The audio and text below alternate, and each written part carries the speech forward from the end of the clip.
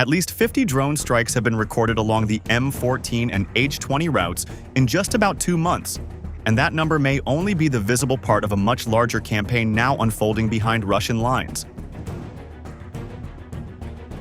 In southern Ukraine, the battlefield is no longer limited to trenches, minefields, or artillery zones where both sides trade fire every day.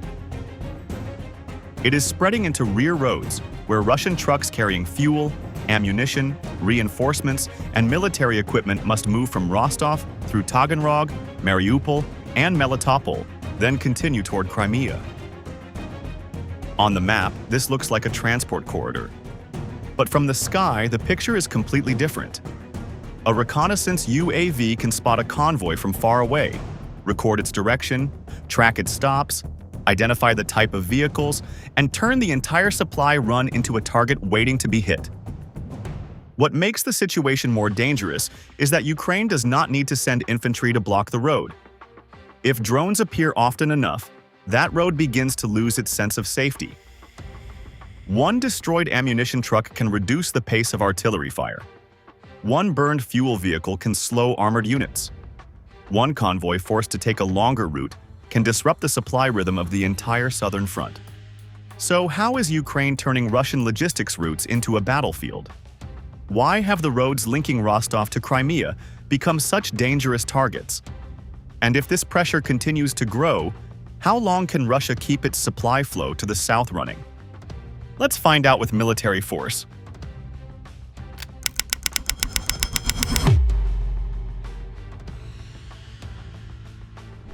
Ukraine is no longer treating Russian logistics as a safe layer behind the fighting. It is pushing drone warfare into the roads, depots, staging areas, and vehicle routes that keep Russian units supplied across Rostov and the occupied south of Ukraine.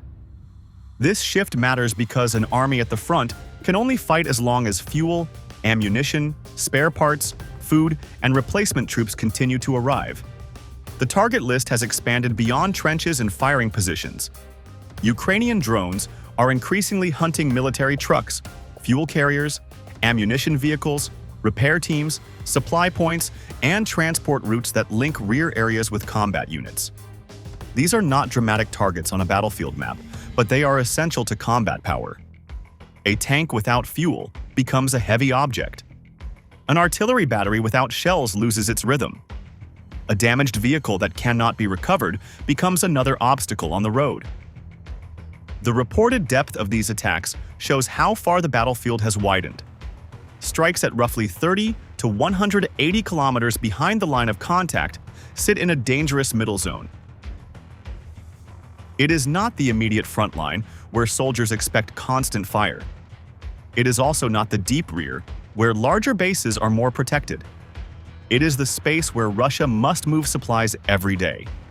Those journeys create repeated exposure, and repeated exposure gives drone teams more chances to strike at chosen moments. For Russian logistics, distance no longer offers the same protection it once did. A convoy can leave a supply area believing it is behind the worst fighting, but once a reconnaissance UAV detects the route, the trip can become exposed before the drivers understand the danger. The drone does not need to destroy everything at once. It only needs to identify the right vehicle, follow its movement, and open the way for a strike when the target is most vulnerable. This is why every destroyed truck carries a wider meaning. One ammunition vehicle lost on the road can reduce fire support in a nearby sector. One fuel tanker hit behind the line can slow armor and transport vehicles before an assault. One repair truck destroyed can leave damaged equipment stranded, forcing Russia to spend more time and resources recovering what should have returned to service. Ukraine is applying pressure through repetition, not one dramatic blow. The aim is to make every logistics movement more costly, slower, and less predictable. These drone strikes do not appear at random. When placed on the map of southern Ukraine, the pattern points toward a larger target, the transport corridor that links Russia with Crimea. That corridor becomes the next key part of the story, because geography explains why these roads matter so much. The Rostov, Taganrog, Mariupol, and Melitopol route is more than a chain of roads. It is the land corridor that connects Russian territory with occupied southern Ukraine and Crimea. That is why this axis remains a frequent target for Ukrainian drone pressure. If the route works smoothly, Russia can move supplies from rear areas toward the Azov coast, then push them deeper toward the southern front and the approaches to Crimea.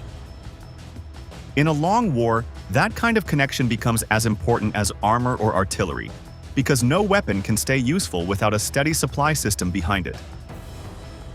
Geography gives this corridor its military value. Rostov sits near rail links, storage areas, repair facilities, and staging points. From there, traffic can move through Taganrog, Novoazovsk, Mariupol, Berdyansk, and Melitopol before reaching routes near Chongar and Genechesk. This creates a continuous supply chain across the south. It allows Russia to move fuel, artillery shells, spare parts, recovery vehicles, food, medical support, and replacement troops across territory that must be supplied every day. The same route also gives Russian commanders a way to shift pressure between sectors, because supplies can be redirected when one area suddenly needs more firepower or more vehicles. Without that road network, the southern front would depend on longer, more fragile routes that are harder to protect. The M14 and H20 routes are no longer just civilian roads. In wartime, they become combat infrastructure.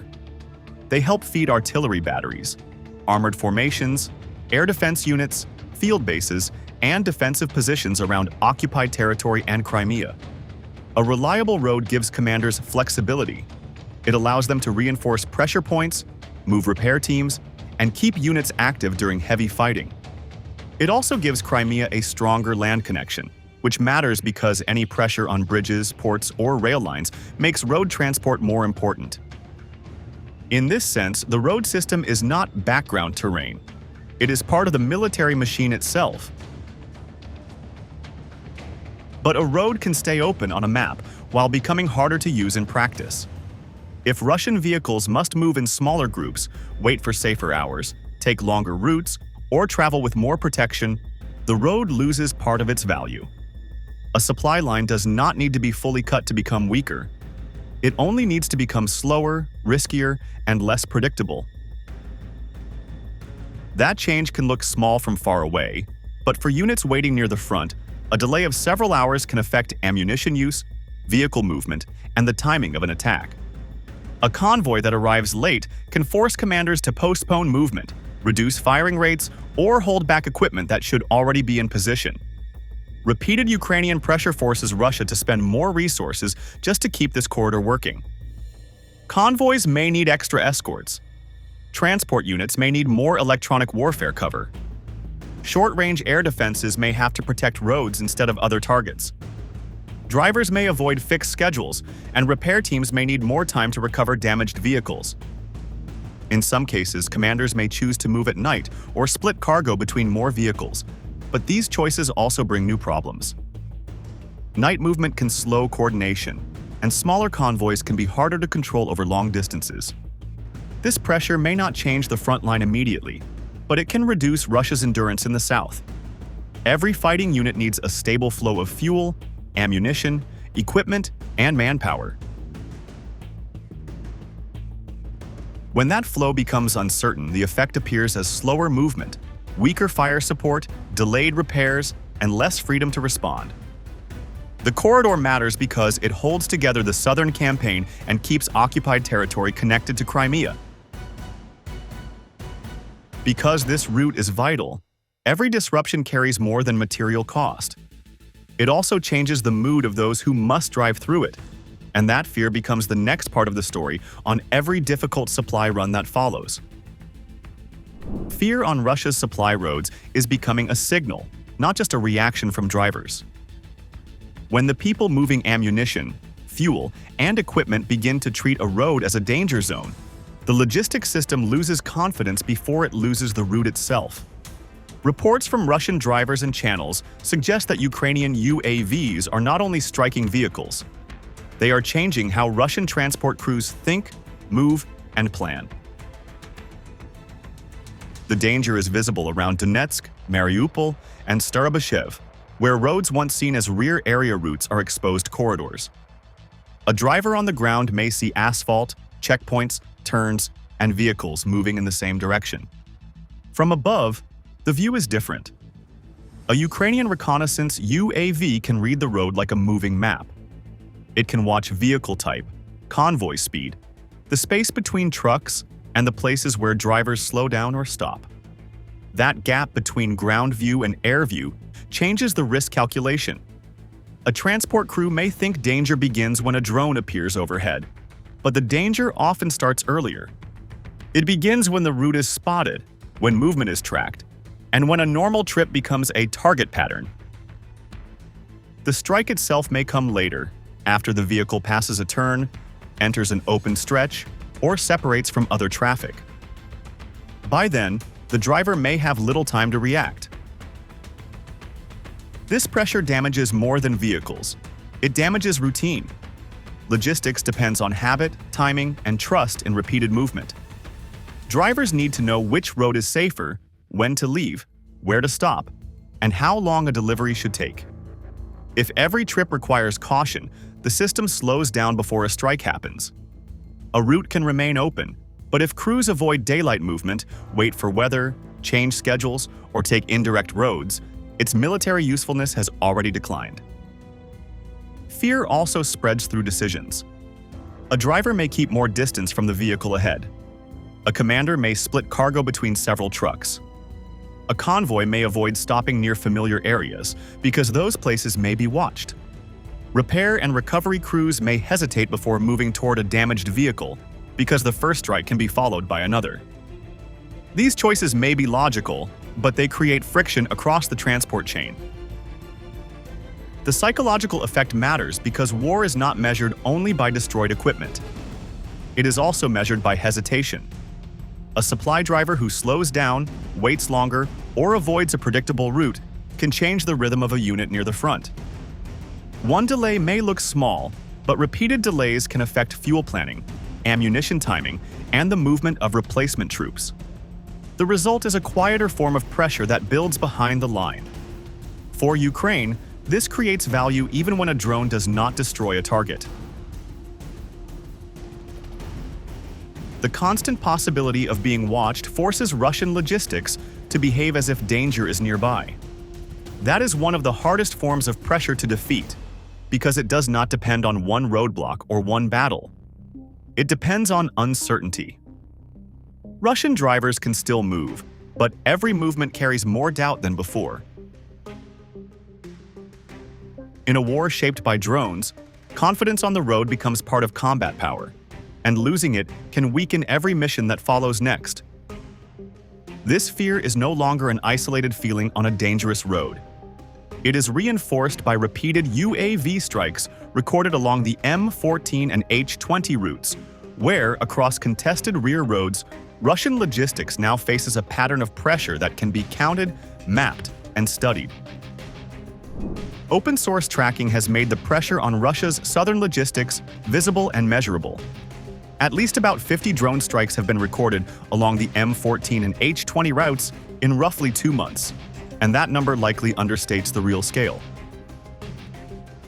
Not every attack is filmed, not every clip is published, and not every location can be confirmed. Even with those limits, the pattern is clear enough to show that Ukrainian UAV activity is not random fire against passing traffic. The value of this number is not only statistical, it shows repetition, and repetition is what turns a road from a normal supply route into a contested military space. One strike can be treated as a bad day. Several strikes across the same axis force commanders to ask a different question. They must decide whether the road itself has become predictable, watched, and dangerous. Once that doubt enters planning, logistics begins to change behavior before the next strike happens.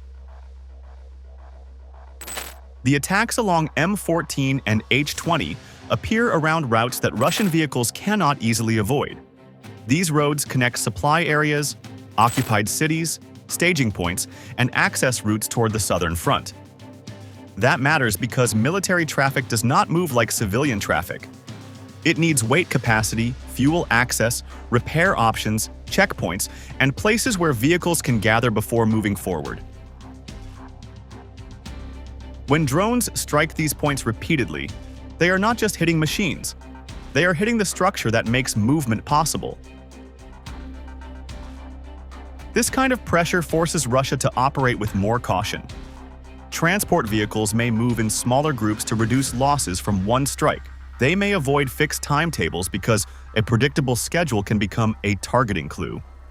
Drivers may reduce long stops because a parked truck is easier to track. Escort vehicles may be added, which protects some convoys but also consumes manpower and fuel. In a system that needs constant movement, every added step becomes another delay. The danger also extends to what happens after the first hit. A damaged truck can block traffic, draw attention, or require recovery. If repair crews or support vehicles approach too quickly, they may become targets themselves. That possibility changes recovery behavior. Crews may wait longer, approach from different directions, or abandon equipment that would normally be saved. This means the road is no longer just a surface for movement. It becomes a monitored channel where every pause, turn, and recovery attempt can expose another weakness in the wider Russian supply chain over time and under pressure daily. For the front line, the effect appears later and often less dramatically. A unit may receive fewer shells than expected. A vehicle may wait longer for parts. A command post may need to hold supplies farther back.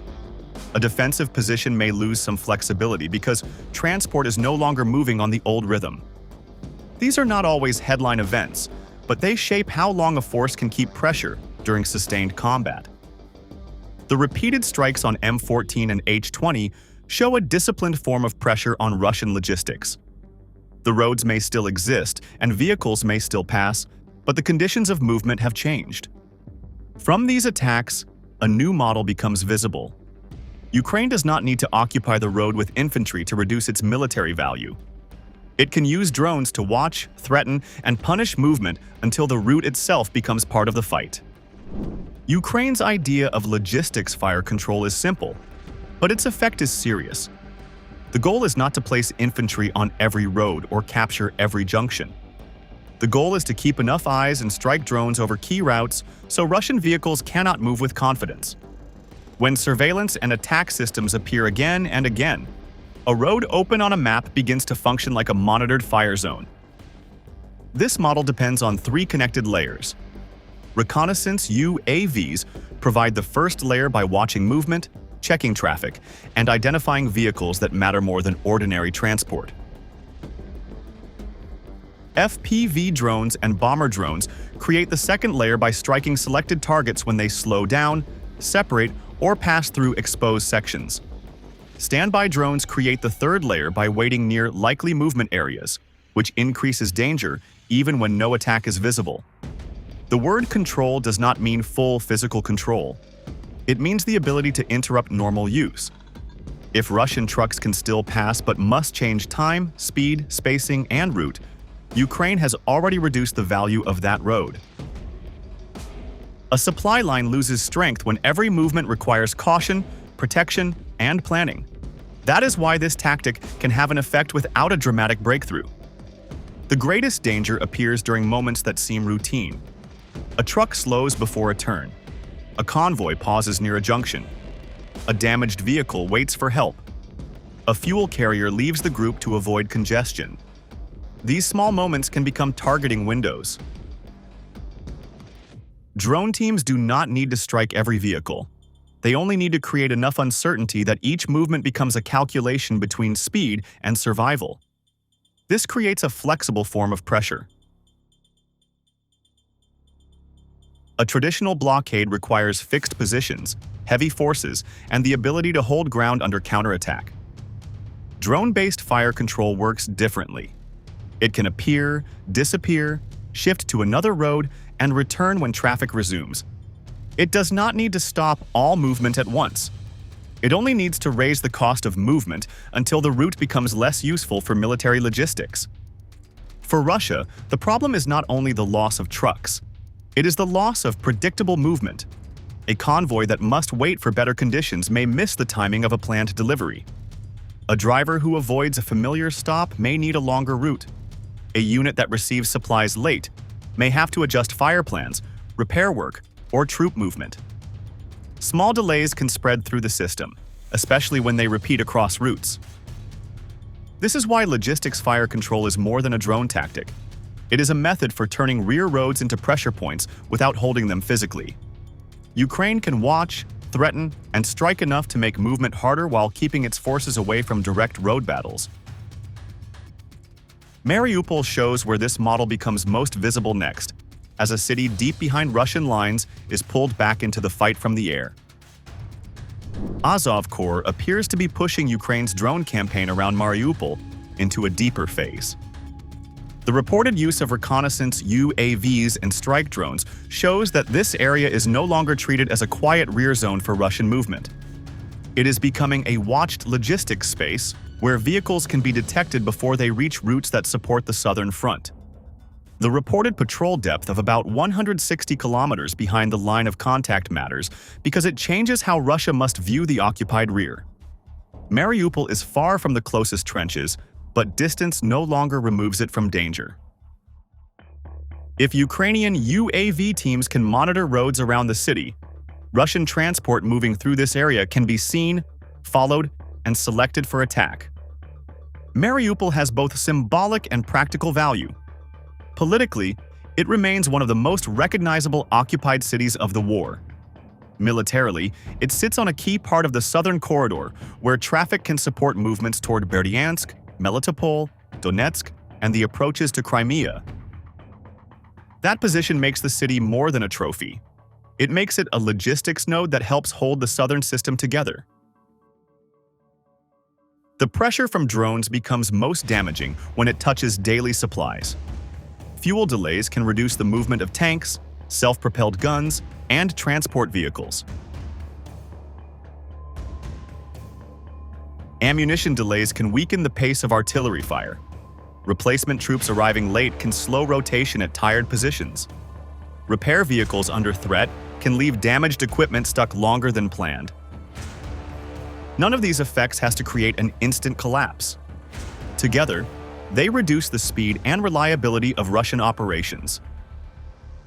Russia still has ways to respond. Electronic warfare can interfere with drones. Short-range air defenses can cover important road sections. Camouflage, night movement, decoy vehicles, and alternate routes can reduce exposure. Yet each answer adds new cost. More protection means more fuel, more crews, more planning, and less freedom to move quickly. This is why the Mariupol area matters in the wider campaign. It shows how Ukraine can pull a rear city back into the battlefield without sending infantry into it. The threat comes from observation, timing, and repeated strikes from the air. All of this points to a larger conclusion. Distance from the front no longer guarantees safety, and Russia's rear is being drawn into the war slowly, continuously, and with growing difficulty across every route that still matters today. Modern warfare is changing the meaning of distance. Roads once seen as rear area routes are now part of the fight, because UAVs can watch movement, mark targets, and keep pressure on supply traffic far from the nearest trench. Ukraine's campaign in the southern corridor shows that logistics can be weakened without a physical occupation of the road. The aim is not only to burn trucks, but to make every movement slower, more costly, and harder to plan. The larger message is clear. In this war, the rear is no longer safely behind the battle. The road itself has become part of the front every day now. If this analysis helped you understand how drones are changing the meaning of supply lines, battlefields, and modern war, consider subscribing to Military Force. The goal is not to glorify conflict, but to understand how war works, why it becomes so dangerous, and why peace is always the harder but more important choice. For more clear reports on the weapons, tactics, and political decisions shaping today's conflicts, stay with Military Force.